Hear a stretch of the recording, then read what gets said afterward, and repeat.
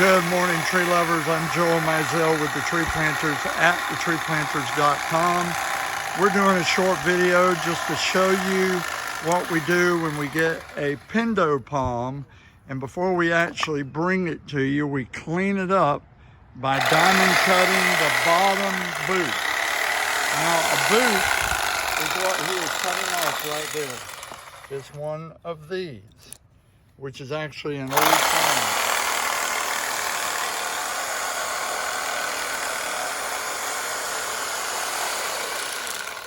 So we think this is fascinating because this is what makes a Pindo palm beautiful.